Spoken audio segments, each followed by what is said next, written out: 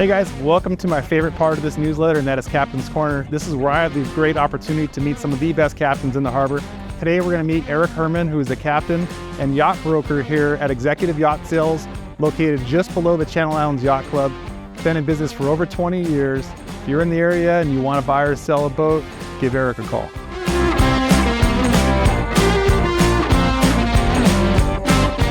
Some of the things to point out about Flybridge boats is that you get a lot more visibility when in the driving area versus a pilot house or an express style boat, because you're up on the Flybridge. There are models that you have both a lower station and an upper station, so you can kind of have the best of both worlds. There's a lot more creature comforts in a Flybridge boat because of the amount of salon space that's up high. When you walk through the doors, through the cockpit, it typically opens up to a large living area. Usually forward, you have a galley somewhere in the middle. There can be an up galley, a down galley, or a mezzanine galley, which would be kind of in the middle. I'd say 90% of Flybridge brands do not offer front windows, which is kind of a shame, because when you walk into a boat that has front windows, the overall experience of the visibility factor and the comfort of being inside the boat is increased tenfold when you have the front windows. It makes everything look bigger.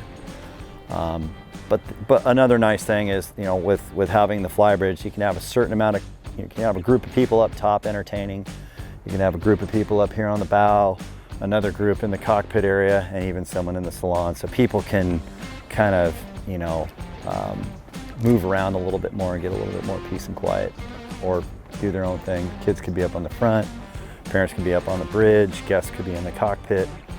It just gives you a lot to offer as far as space and room.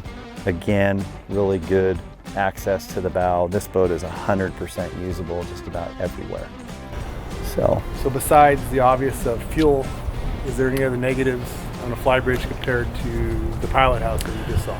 Yeah, so I don't think one of the major differences between pilot house and a Flybridge is I don't think there's very many manufacturers that offer a Flybridge boat with outboards. So if outboards are your choice of power, then the Flybridge model probably wouldn't be in your best search. You could possibly counterbalance that by putting what's called a tower on the boat with a set of controls, and that'll give you the outside feel, but it won't have the entertaining area that we talked about. So most of the Flybridges are diesel, or? Yeah, you're gonna have an inboard diesel engine with a shaft drive. So it's a different power plant. When we're here side by side with these two Cabos, if you notice, one of the things that's kind of nice to see here is the Express 40 over there has an East Coast style rail, and it transitions a lot sooner down the side of the boat and is a lot lower than what we would call the West Coast rail that goes, you know, much higher, farther back. That boat's going to be a little bit tougher to walk down the sides visually and comfortably versus the Flybridge boat. If you're looking to stay up to date with what's going on in the beach and marina community, you do not want to miss out. Subscribe to the neighborhood newsletter, subscribe to my YouTube channel. There'll be a link below.